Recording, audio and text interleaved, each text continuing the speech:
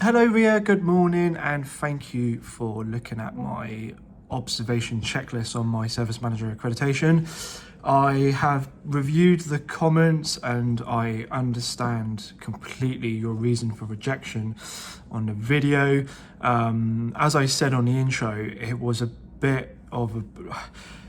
It wasn't last minute, but I just thought it might have been appropriate because they were new starters. But I understand the goal we're trying to achieve here is we're trying to upskill probably people who need a little bit of performance management as opposed to just new starters, new to the business. So I totally understand. And again, your feedback and the documents which you've attached, I've read and understood and acknowledged. And thank you for the kind comments on my PowerPoints as well, which I spent best part of a couple of weekends trying to put together. So really nice, kind comments to read. Thank you. So what I'm going to do today is I've got a service administrator. He's like job card prep, and I had his back to work meeting yesterday. He had a day off sick, and it was a bit questionable. So I had his one-to-one meeting and we unpacked that there were some frustrations in the role as well. So I said, okay, no problem. What I need you to do is go away and think a little bit more what the pressures are, where the bottlenecks are, and come back to me tomorrow and we're going to do some training. I'm not going to record the training, but I'm going to record the opening conversation where I am going to use the GROW model and go through with him where the pressures are, what we're trying to achieve, my expectations, his recent performances, because he did ask me for some constructive feedback yesterday and I didn't really have any for him, but I thought about it overnight and I've got some now. So I'm going to start by inviting him in. Of course, I'm going to have to ask if he's happy to have this conversation recorded, because he might not be, and you won't even be seeing this intro if he says no. But I'm sure he'll be okay with it. And what I'll do is I'll record, then I'll blank out the training, and then I'll just finish with the ending. And like I said, I don't really want to orchestrate any of this, and I don't want any of it to be sort of someone that's geared up for this. I want it to be real, so it proves I can do it, really. That I wouldn't want anyone geared up and have them answers ready to say to me, which I know from other people with accreditations that's been done. So I just want to keep it as real as possible, and if it's not okay, then I'll give it another go. Cool. Well, let's see how we go. Right then. Yeah. Lovely.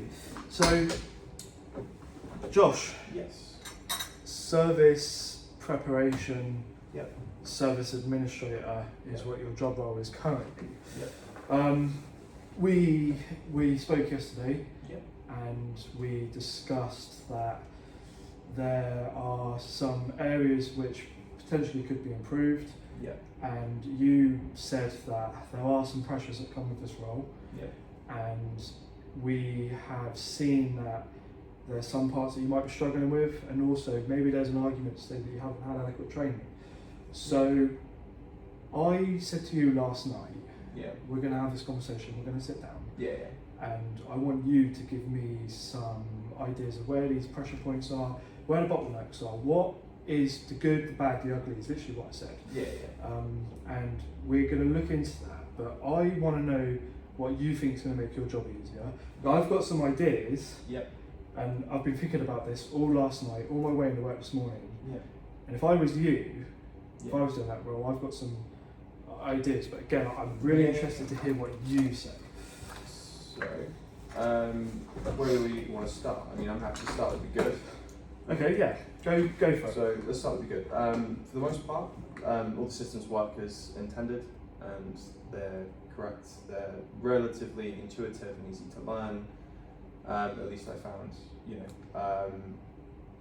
the workload is consistent for the most part, so it's quite easy to manage. I find that for the most part, the amount of work that's being given in a day is achievable and manageable. For the most part, there are days where I struggle with that, and I can give you an example of what I mean by that. So we're still on good at the moment. Yeah, we're still on Yeah. good. So Yeah. workload's good. Workloads for the most part good. There are some kind of ambers in there, some challenges surrounding what that workload. And that would be the bad. That would come into the bad. So let's stay on the good. Yeah. You know, team positivity, attitude, support from you is good. I would say. You know, I don't feel like I can't ask you questions if I need to. Sometimes I struggle with knowing what those questions might be that I need to ask. Mm. Again, I've only been here for a few weeks in Yeah. the grand scheme of things, and so it's So time with that. I want you to feel totally confident, and Yeah. I know we've got the recorder on, Yeah. but if you believe that there's not a strong support network, even for myself, or there's times where you think that I might be a little bit abrasive or maybe difficult to get an answer, then I need to know as well, because this is a two-way street, Josh. Yeah. As I said to you, it's not, this is going to be constructive. Yeah. We're both going to come out of this thinking, yeah, we're going to make this work. So I need to know as well. So, Yeah. You know, don't get me wrong. There's been times where it's been difficult to get your attention, but you've got a job too. You know, like you've got responsibilities and things that happen. You never, I would say, rude about it or abrasive about it in any way that's, you know, sometimes you can be a little short, but if you're in the middle of doing something that requires your immediate attention, yeah. that's fair. I don't see that as something that's unfair in that instance. You know, you were trying to do your job too, and I respect that, and that's something that, you know, I'd say I had a lot of time for you as a manager because you had a lot of time for me. And I do. Yeah. A lot of time for you, Josh. Thank you. Okay. So yeah, I don't feel unsupported, and I also know that I've got my other colleagues that I can go to, and they're always happy to answer questions for me. You know, kind of. Who would you say is someone that you, as far as your colleagues go, Yeah. the people that you're sort of side by side, you know, arm in arm with, who would you look at and say, yeah, this guy or girl is 100% there for me? Sean or Georgia, those two I feel like I can ask any question, and it's never a burden for me to ask that question. Even if it seems potentially like it's a bit of a stupid question, you know, I never get met with any kind of hostility when I come to them and ask them something, and I really do appreciate that from them too. Cool. You know.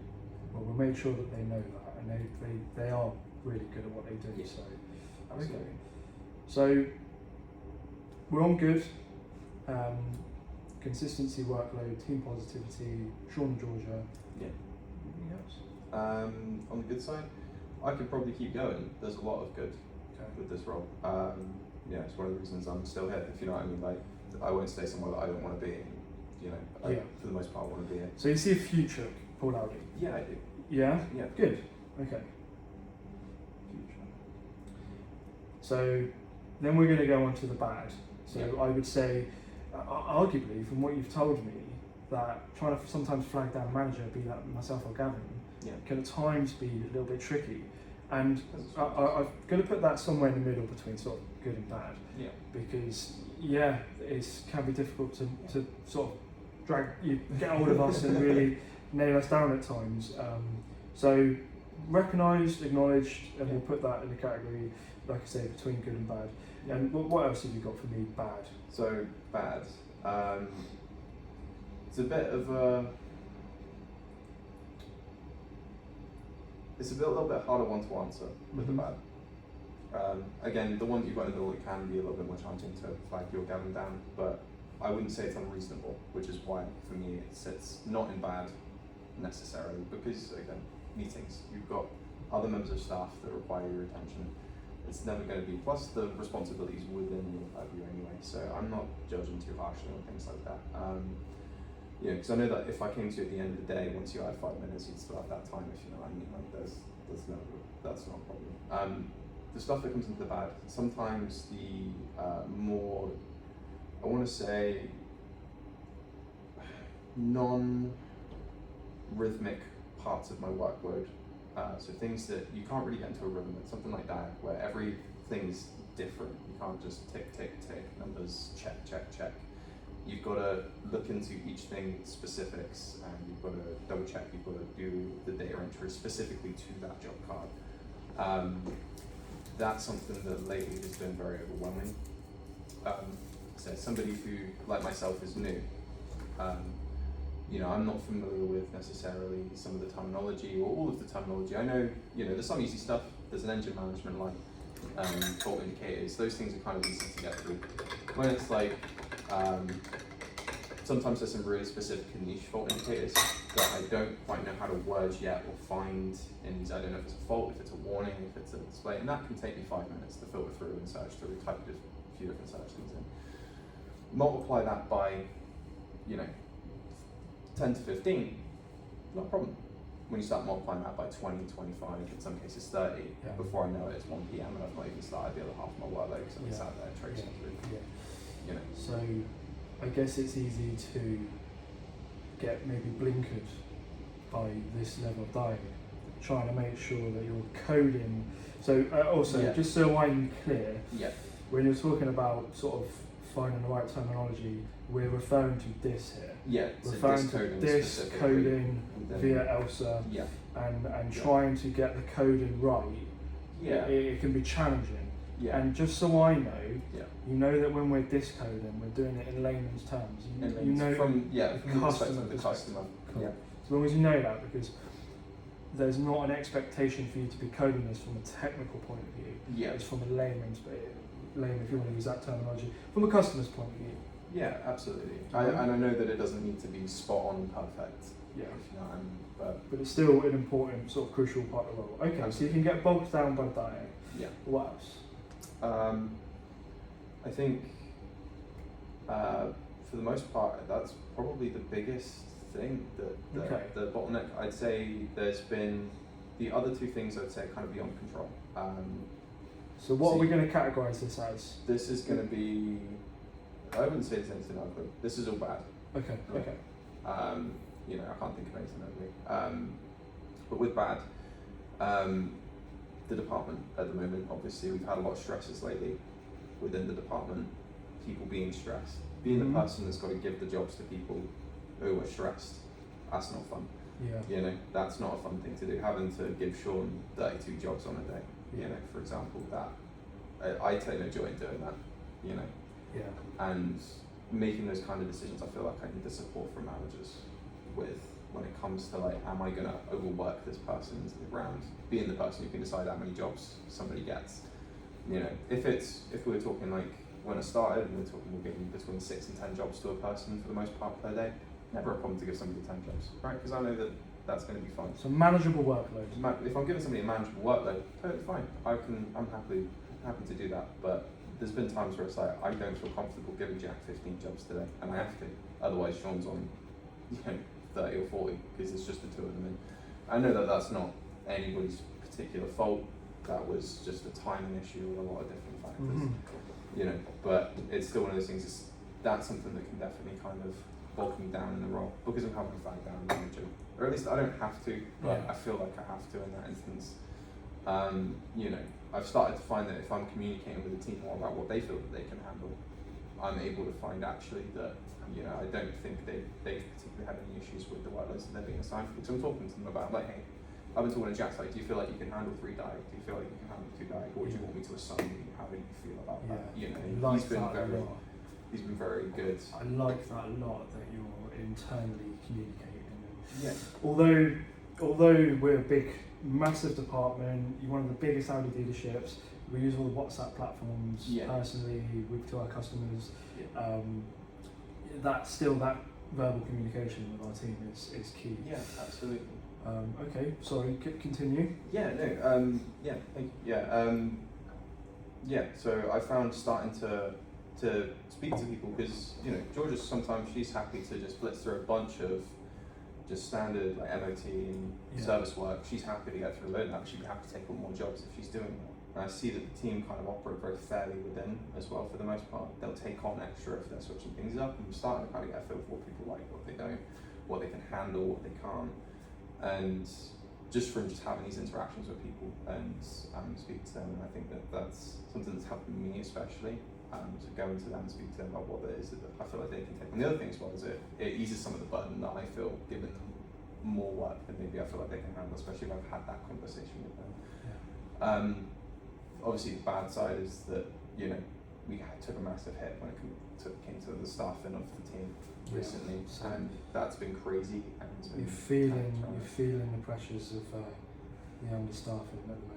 Definitely, yeah. I definitely feel the pressures of that, and not in a direct way, but in an adjacent way, if that makes sense. You know, I see the stress in the team. I can feel the morale is down. You know, I can feel that, you know, the team's been struggling. I can see it, and I'm worrying about whether, you know, a team member's potentially going to stay or leave and things like that, because, you know, for the sake of the department, you know, I see all of that, and that stresses me out a little bit too. So, you know, that's been something that I think's been a little bit bad, kind of more so lately, and I see us kind of coming out the tail end of that too. So, you know. Yeah, so we absolutely are going to come out the tail end of it, and as I said to you yesterday, your role is just pivotal on this, and it goes back to your comment, I would say, on your department comment about that feeling where at the moment some people are close to breaking point, and you're that guy to go over when someone's at tipping point. You go, oh, it's 32 jobs. Really sorry, but there's another one. And there's human nature again, which we discussed yesterday, is gonna show its ugly face, and it's gonna be, really, you really give me another job. So I get that, I really do, and these are some really critical points which you've made, and I guess it's going to take us into a wider topic then of what can we do with this bad, how can I help you, and how are we going to sort of itemize all this and put it into what we can achieve, what we can't change, what we can't change, what we can change, what difference you can make, because your role, your service administrator, this feeling of the anxiety you get handing out those jobs, well, the better the service administrator, the better the job card prep, actually, the more manageable these jobs are.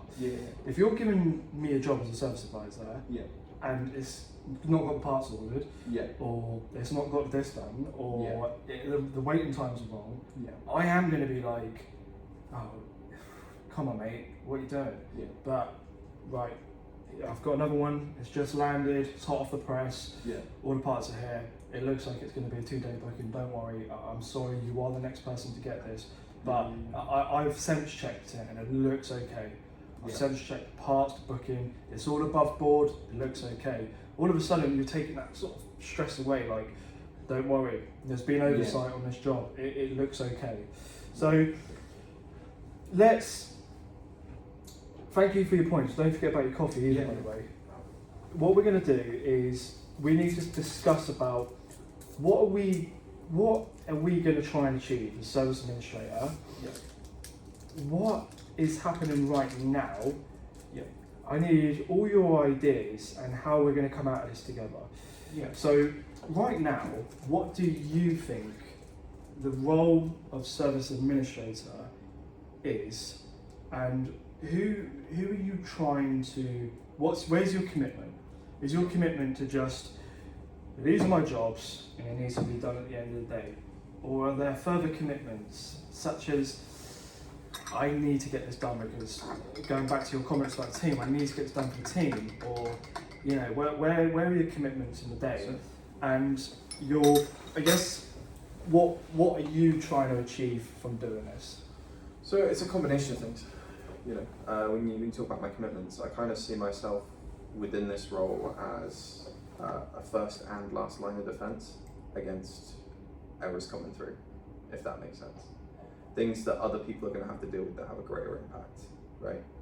Try and stop stuff happening before it becomes problematic, and that's kind of the thing. I'm the shield against parts not being ordered and having to deal with the fallout of that, because for the sake of a 2-minute check that I could do, we save 2 to 3 to 5, 10 hours of fallout that, you know, cost the department time, money, your attention, you know, the morale of the team. All these things are knock-on effects of a 2-minute check, for example, that could be done, right? And we've seen this happen. We've seen this happen. I've seen it happen. And we've since averted one of those crises since being able to observe that.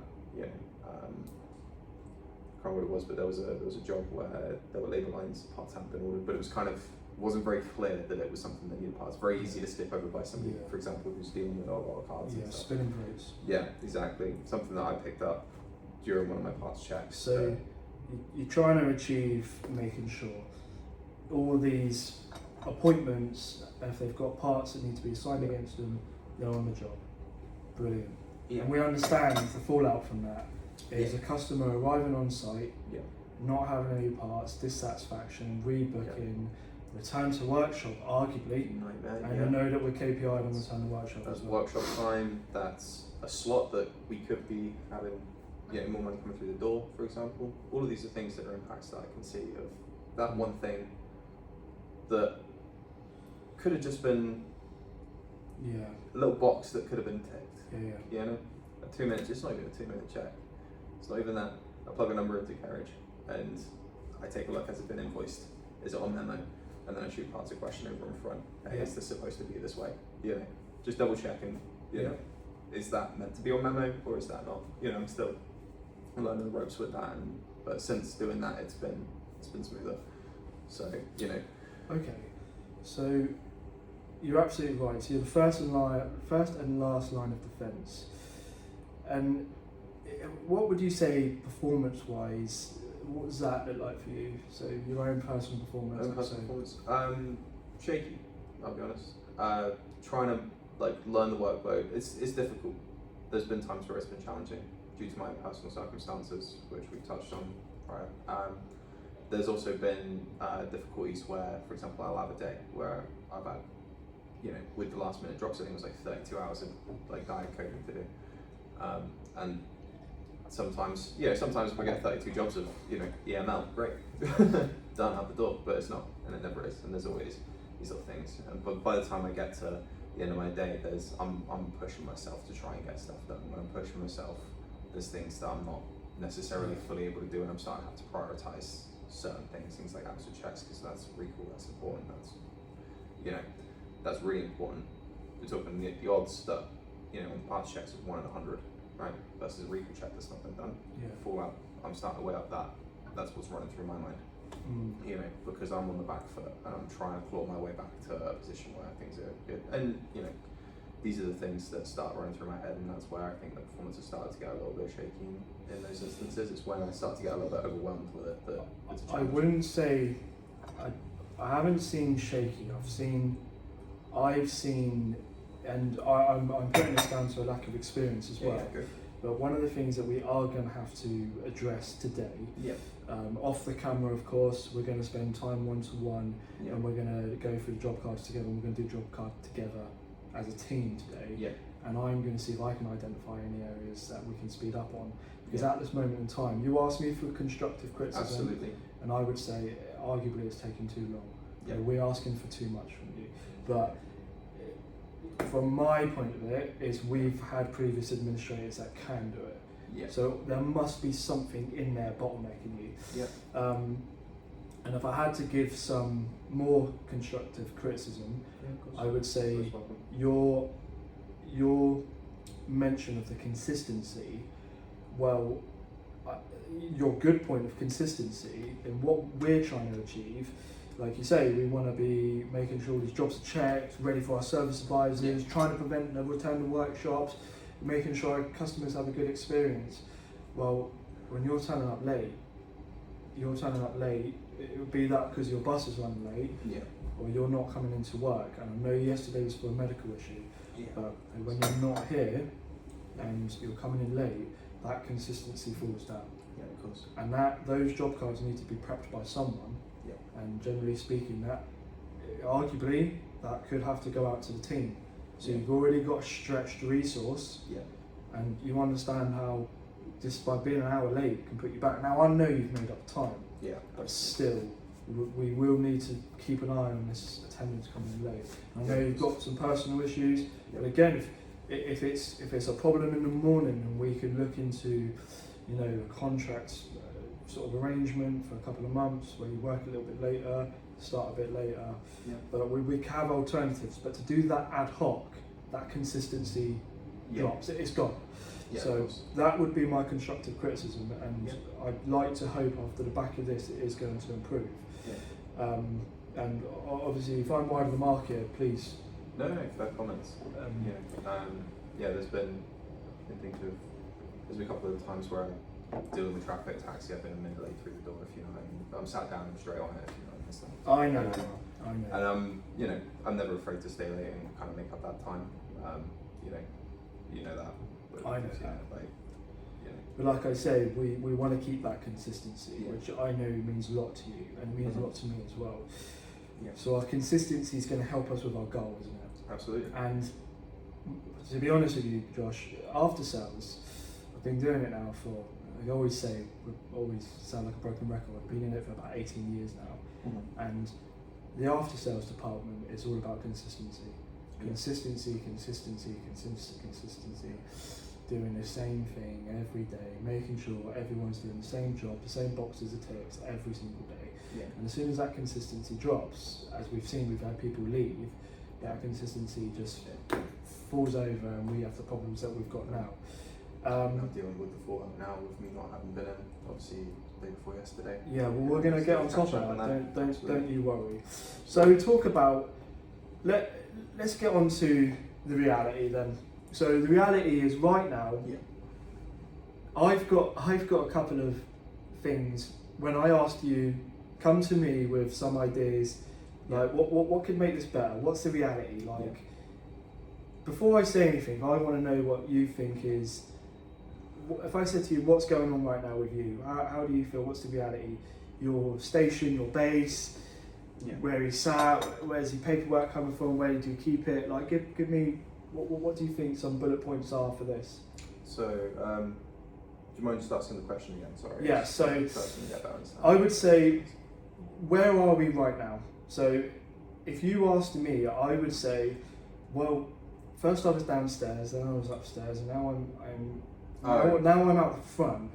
I look out and I see we've got stacks of paperwork over there. We're now upstairs. Yeah, we're now upstairs. So, have you got a fixed base?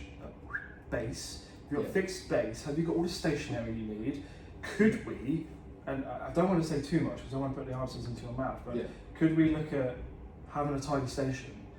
You ain't got those facilities right now, no you haven't. No, I don't. So do we need some stationery? Do you need some files? And that's what I mean. Like where somewhere are that I can store the things that I need, it would be fantastic. Maybe even a fixed base of operation. Some consistency, because I've been a little bit all over the place, different desks, different spaces. I think one of the ideas would be maybe an office or something of my own, or a desk of mine. It doesn't have to be an office, just somewhere that is my space, that I know is my space, with a little file, a little filing cabinet, maybe some stacked shelves so that I can keep different days' job cards on, because obviously I manage multiple days at a time quite often. Makes it a lot easier to put that workload up. I'd say something like that would be great. I think that's a great idea. it's not my idea. It's not your own, yeah. Well, It's not my idea. It's just what I was putting forward. Like, so you're thinking, I think if we're saying that we're getting bottlenecks, but first of all, like general housekeeping, I would say I always try and make a bit of an effort. I mean, you've seen my office; it's not throwing stones in glass houses, as they say. But I try and keep things organised. Yeah. Because the minute you have 10 job cards in front of you, it's like, oh my god, like just mentally looking at a busy desk can feel busy. Yeah, definitely. Whereas I'm thinking, if you had sort of a, I can't remember what they bloody call it, like a shelving Shelf system. files. Yeah. So you could like have your Mondays, Tuesdays, Wednesdays, Thursdays, or you could have it broken down into your warranty, your approved warranty, Absolutely. your service I plans. split things up as I'm going through it. I'll split things that require parts checks versus things. And I think just having a clearer desk could give you a clearer mind, and I think that's 100%. A real thing, by the way. Yeah, where people say, tidy stations, a tidy mind, and whatnot. So the reality is, right now, it's messy, isn't it? Yeah. That's what I've seen. I've seen mess, and I can understand how you can get swamped down on that, because my desk gets like that some days. Yeah. And before you know it, you're like 101 post-it notes. You're like, what the hell? What's going on? So yeah, tidy station, tidy mind. We need to get you some stackers, some organisers, and you do need a base. So you know that we're going to be designing and developing this vehicle service preparation, service administration team. Yeah. So with something downstairs in workshop control, we've got a desk of 4. Yeah. We're going to have 3 administrators. Yeah. Callum, Emma, and we're going to have 1 more which we're currently recruiting for. Okay. Would you like to go down and work with them? I'd be happy with that. So you would be down as a 4 of you. Yeah. Lots of job cards flying around. Yeah, right next to the printer though. So. Right next to the printer. Yeah. You'll have the music on the radio. Yeah, never about that. And that's another thing, like, given your role is not customer facing, Yeah. like, I know you've got your AirPods in, that's, like, for me, I'm cool with that. Yeah.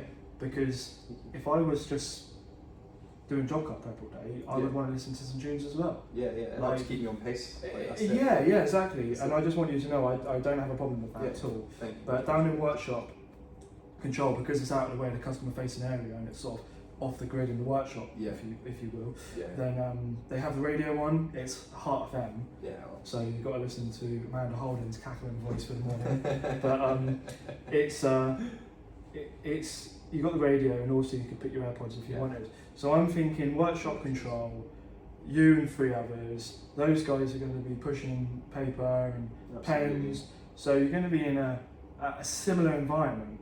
Like I say, right now, people doing similar things as well, which means questions, concerns, queries, shoot between us and come to solve problems without actually taking away from manager's time. Exactly that way, and also like you're gonna be away from some of this stress of the service advisors, customer complaint. You're gonna be able to focus a little bit more and not be too distracted on what's going on around you. Ad hoc things obviously coming up take me out of the rhythm of it. Takes me a minute to get back in.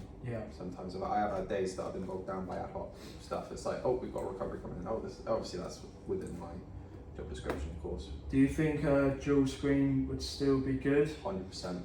Do you think? I think it's impossible to do the job without it. So a dual screen is a must. Yeah, I'm dealing with multiple systems at a time, having to copy information across and see different things. It's, there could even be an argument made for 3, but I'm not going to push it. Yeah, well, me as well, mate. I need to start actually loads of them, mate. It's like on all of them. Would be great, wouldn't it? Yeah, it would be. Okay, so I'm all ears, Josh. I'm all open to options. Well, I'm not so much anymore. Now I actually do the role, but before I was a manager, I always used to think I could do that. And I've got all these ideas, and now I'm actually in the seat. Some days I feel like I'm out of ideas. Is there anything that you're seeing, or you think, you know what, if I was service manager, I wouldn't be getting me to operate like this? Have you got any ideas for me? Nothing particularly with you that I think needs change. Again, I've got a lot of time and respect for you. I think you're fantastic as a manager, and I think you're doing a good job. You do what you can to keep morale high, and I would observe that that's something that you recognise as the morale is probably one of the most important parts of any team.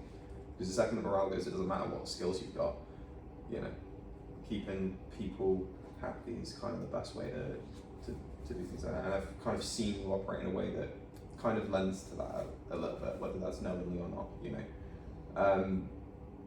So no, I don't particularly have any kind of things that I've seen that you could specifically do differently. If there is anything, it's to do with the way that I operate best being managed personally, and that's just a me thing, if that makes sense. Nothing to do with you, more to do with me. Okay. I like kind of being left to do a job, trusted to do a job, and then that's when I'm kind of like, that's when I'm at my best. If I've had managers before breathe down my neck watching my every move, and it's like, I need autonomy. Yeah, to be able to do your job, don't you? Absolutely. If I need to take 2 minutes here or 2 minutes there, I don't need to be concerned about somebody looking over my shoulder. As long as the job's done at the end of the day, I kind of, if you know what I mean, it's kind of like I'm saying. Yeah. I need people to trust me to do the job that they've employed me to do. Yeah. And if I need to step away to call my missus, or I need to call my friend or my mum, and I don't want to be questioned when I have to step away and do that. Yeah. And that comes down to trust. And performances as well. There's an argument to say if you're performing, then that's great. But if you're not performing, then it's a slightly different sort of trust that you've got there, because there's an argument to say that you potentially aren't meeting your KPIs. So, but I know that we're going to get you in a place where that will not even be a problem. Yeah, for sure. So, okay. But that's it, and that's not to say that you haven't already done that. That's just to say this is a specific thing as we're having this conversation to do with the way that I like to be personally managed, and that's all that comes down to. Again, I actually feel like I've had that from you, if that makes sense. You've kind of just been left to kind of get on with it. I can approach you with questions that I'm struggling with. I'm met with feedback when I am obviously doing something persistently wrong, if there's something that I've not kind of, fulfilled, obviously I need to be approached with those things, otherwise I can't. But you're striking a good balance, I feel like I'm good. In that position. So yeah. Okay, so here's what we're going to do. Yep. I'm going to pause that video. Yep.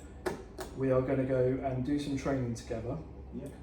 And then when we come back, we're going to, during the training session, we're going to talk about how we're going to move forward. We're going to identify some bottlenecks. Yeah. We are going to, what's the time now? It's 20 to 11.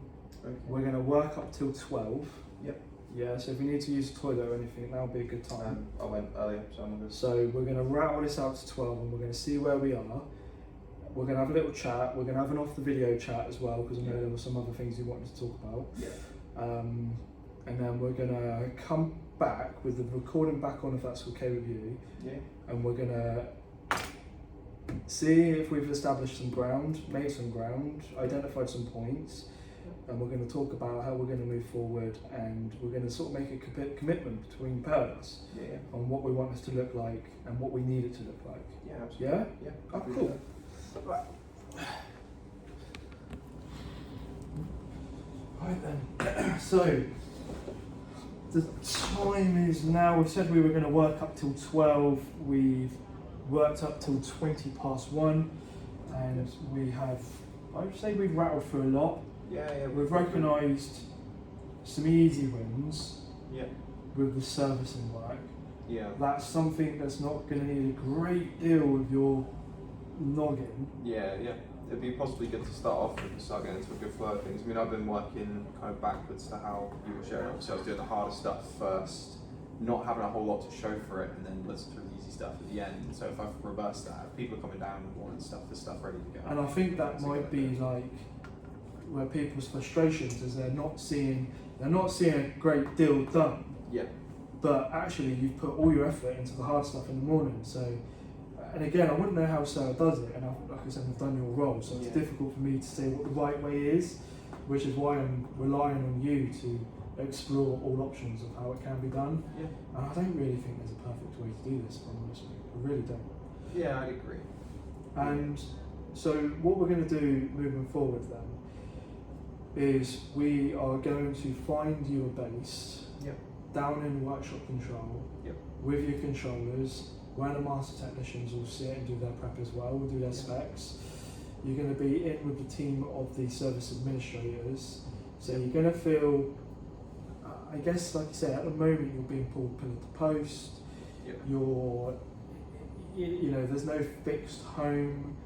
If you want to have a look online, and if you can find some stationery, so like some trays, some dividers, whatever you think that best looks, and send it to me, and then we can look at getting that for you.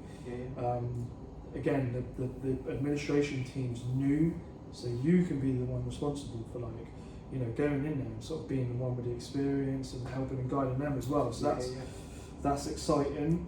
We're going to book Kieran Patchton, who, for the sake of the video, is our accredited master technician, who is currently fulfilling like a foreman type role. So we're going to book him in to come and sit with you for an hour when you're prepping the diagnostic work, and I'm going to let you know what day that's going to happen. Absolutely. And it sounds like you've built a rapport with Ali, who is our other accredited master technician, who sounds like he's giving you the right guidance of where you need to be. And so when I next sit with the master technicians, what is it that you're getting from Ali which is so valuable? It's kind of just, it's not even a huge amount of insight. It's just somebody that I can come and ask a question to, if you know what I mean. If I'm sat there, I'm like, if I want to know what the impact is of having a find out what the impact is of having, say, a diagnostic questionnaire, he's the person that I would go and ask, if that makes sense. You know, if I sit and I can have a conversation with him about that, that's what I can get from Ali, is the fact that it doesn't feel awkward for me to walk up and ask him that question. You know, if that makes any amount of sense, if that's a... Yeah, no, it's good.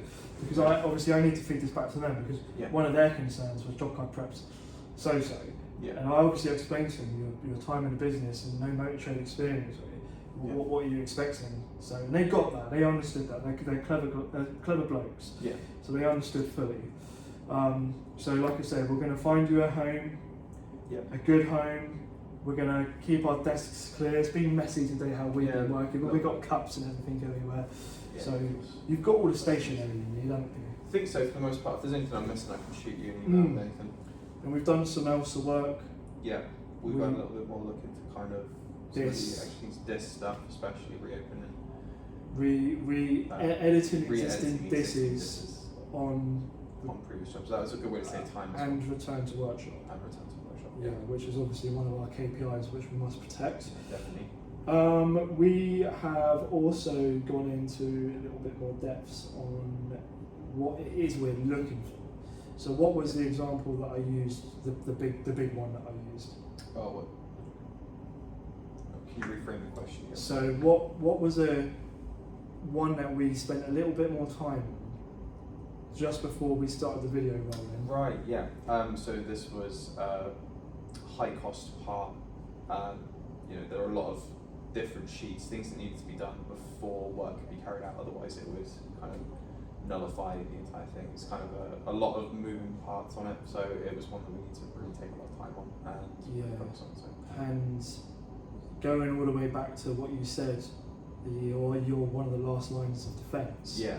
Like I said to you, Josh, unfortunately, poor work from others means that a job like that, that's going to need your focus and time. Yeah, absolutely. And going back to trying to manage your time better, I would rather you not worrying too much if a service has got a service plan on one link, because our advisors are fully capable of doing that. Yeah. And also our booking advisor most likely wouldn't have even booked it in if there wasn't a live policy. Yeah.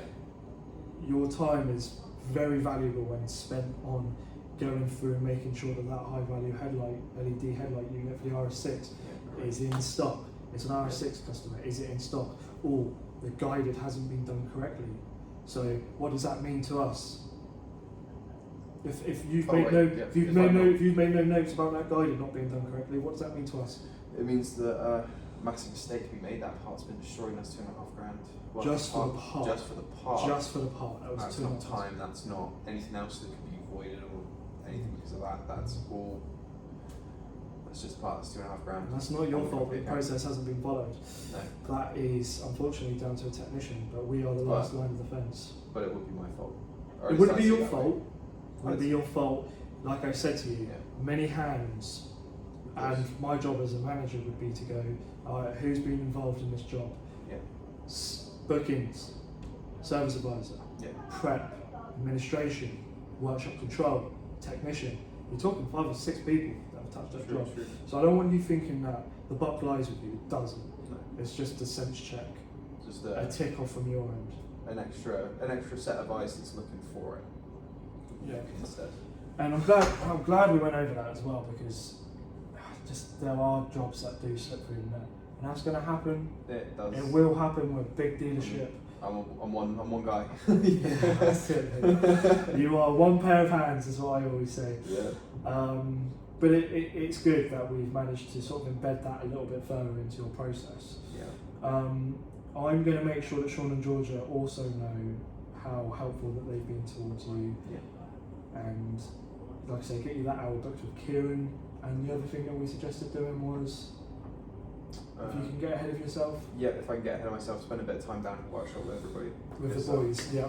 Because that's going to give you an idea of their frustrations as well. Because you've seen your service advisor's frustrations, because you've been up there and amongst it, living amongst it. I can see that, and I think actually there's a lot of other good insight, because it's all well and good somebody telling me I need to print off a diagnostic questionnaire to attach to it, but if I don't know why, it's something that could easily slip through the cracks. if I'm down there and I can see what happens when they don't have one and the frustrations that they're experiencing down there when they haven't got one, that's going to stick with me out a lot more than somebody telling me 1 or 2 times that you need to print that with that, right? If you know what I mean, it's kind of seeing that definitely is going to aid the process for sure. It'll be very handy. It will be. So we've got some good things. Like I say, be optimistic for what we've got in the pipeline. Help is coming over the horizon. Yep. We're going to be upskilling a team of administrators. Yep. You need to rely on me to be able to get these people up to speed. Yeah. I will do everything in my ability to do so. Yeah. Okay. You're doing well, mate. Thank you, You're doing exactly what we need you to do. Yeah. And I have no doubt in the back of my mind that you're gonna just keep excelling, and you understand it. I think you understand it. You've got an idea of the process. The process is starting. The Audi surgical process is starting to rub off on you. You get it. You understand it. Yeah. And any more additional training I can put in place, I will do. Obviously, with the preparation team coming on board, Yeah. we're going to be doing a big Mobex presentation. Yeah. All of this that we've done, I'm going to be going all over again with them. So you're welcome to come and sit in that as well. Yeah, Actually, maybe even help me coach the team. So it'll be good. I'm happy to help. Cool. Yeah. Anything to finish off on? Well, happy? Are you happy? Yeah. With what we've spoken about? It's kind of like one little last thought, like I think I had during kind of the last little section of that. It'd be useful to be able to have kind of, things happen, you fall behind, right? The last thing you want to do is be operating at 100% constantly. So if you fall behind and you're operating at 100% constantly, there's no way to pull your way back up. Now, it'd be nice to have like an approved trim the fat list, if you know what I mean. Things that I can just take to help to get back ahead in the event something happens. So if you know what I mean, like there's the things that I would do if I'm on top of everything, absolutely. But then you're gonna have those times where, all right, I don't know, Annual leave, right? I've been up for a couple of days. I come back, things aren't where they should be, and I need to catch us back up. As you know, what are those little things that I can take away that give me that space to get back on top again? Yeah. I mean, that's obviously where potentially your administration team might be able to. Might be able to step. I mean, it could be that I have other people jump on board and take on some more of that workload. That's definitely an option. But that might not necessarily be the case. It's just food for thought, because It is food for thought, because it's not something that I plan on doing, but even potentially having 4 administrators and divvying it all up. Yeah. I guess we'd have to see what it looks like with the initial plan of 3. Yeah, absolutely. But yeah, and obviously we've spoken about some aspirations moving forward with your career at Paul Audi, your commitment to Paul Audi. It sounds like you're fully committed, and potentially maybe looking at becoming a service advisor in the near future, or potentially we adopt the administration team into one big entity. So that could be a thing as well. Yeah. So, like I say, what we spoke about the good, the bad, the ugly at the beginning. Yeah. It's actually doesn't look too bad. Yeah. The vision moving forward looks good. It does. We've got good people coming on, Absolutely. and we're going to continue this training even at the cost of my inbox going out of control. Yeah. Anything else that you want to touch on? No, I don't think so.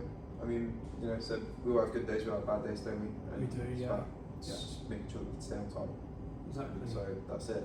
Make sure that things aren't slipping through the cracks that should be being caught. Absolutely. The big ones. The big ones. Yeah. We can afford the odd job, little job here and there, but it's the big ones that we need to save. Absolutely. I'm probably going to have a bunch more questions as we're moving forward. Yeah. Little things. Of course, mate. The more you know, the more you realise you don't know, and that's kind of also part of the process. And so, in a couple of weeks, I might have a big list for you. Things like, okay, well, this, and this. Because obviously, we can use the warranty as an example with the open discs. Obviously, my first exposure to you can reuse a disc was, okay, you can reuse a disc if it's alive. Yeah. Right. Okay, but now we can start having a look at. Again, the more experience you get, the more savvy you're going to be with the systems, and like I say, a lot of this will just be charge play for you. And it's coming. Trust me, I didn't know how to use half of it. Still don't. So, Cool. Yeah. We good? Yeah, we're good. All right, man. Perfect. Thank you, Josh. I appreciate your time today, mate. Thank you. Cool.